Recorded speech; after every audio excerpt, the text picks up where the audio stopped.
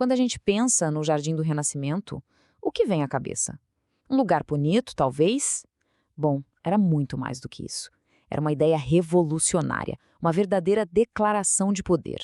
Hoje, a gente vai entender como o jardim deixou de ser só um espaço verde para se transformar numa extensão perfeitamente controlada da arquitetura.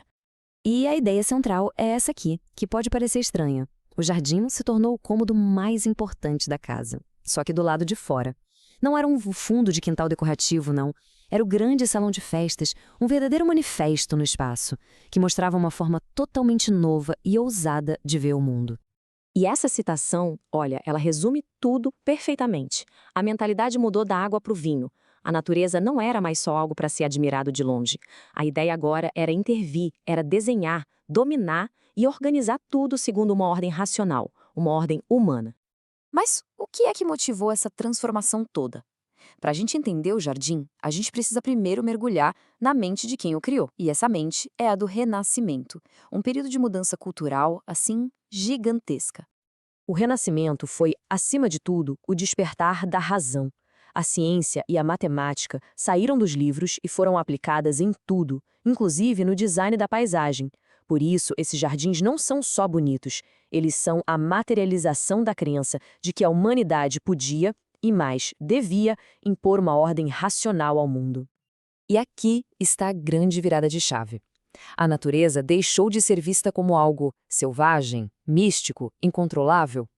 Ela se tornou um código a ser decifrado, um sistema que podia ser estudado e, no fim das contas, moldado pela inteligência e pela ambição humana.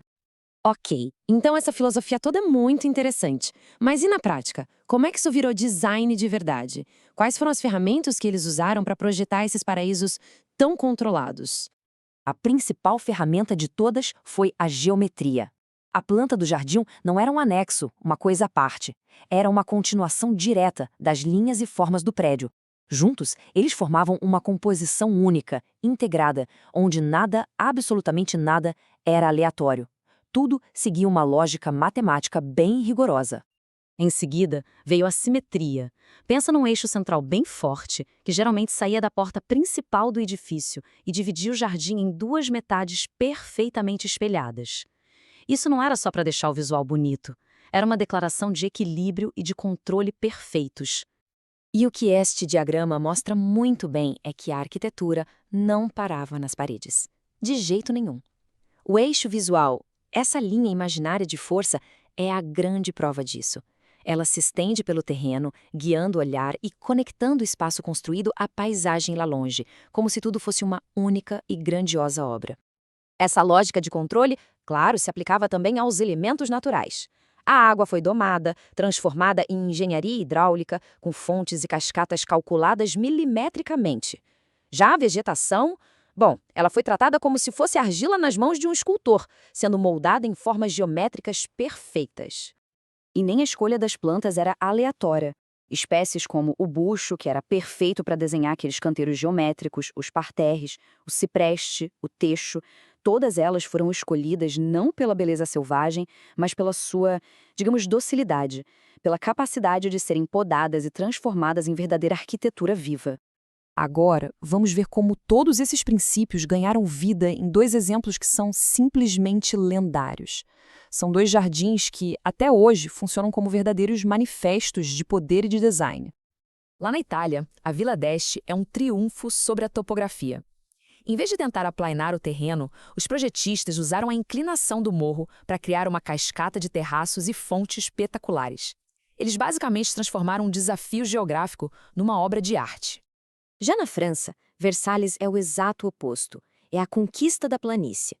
Aqui, os eixos não encontram nenhuma barreira. Eles se estendem até o infinito.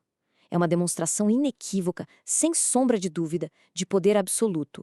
Era a geometria do rei se impondo sobre todo o território, até onde a vista conseguia alcançar.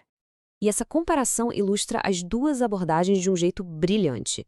De um lado, a conquista de uma colina, usando a gravidade e os diferentes níveis para criar um efeito dramático.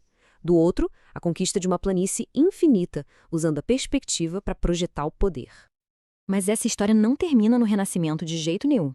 Vamos ver como essa herança toda moldou o mundo que a gente conhece hoje, porque o legado dela está por toda parte, muitas vezes de formas que a gente nem imagina.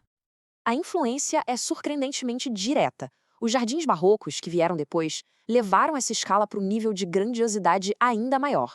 O urbanismo de cidades como Paris e Washington, D.C., importou esses eixos e essa simetria para organizar ruas e avenidas monumentais. E até hoje, a lógica por trás de muitos parques públicos vem dessa busca renascentista por ordem e clareza. Então, o ponto crucial para a gente guardar é este. A ideia de que arquitetura e paisagem devem funcionar como um sistema único, com ordem, equilíbrio e integração, isso não é uma relíquia histórica. Continua sendo um pilar do design até hoje. Isso tudo nos leva a uma reflexão final.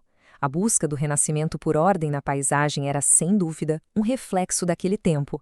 Mas será que essa necessidade de impor harmonia ao nosso redor não revela, lá no fundo, um desejo humano que atravessa o tempo, o desejo de encontrar o nosso próprio lugar de equilíbrio em meio ao caos do mundo?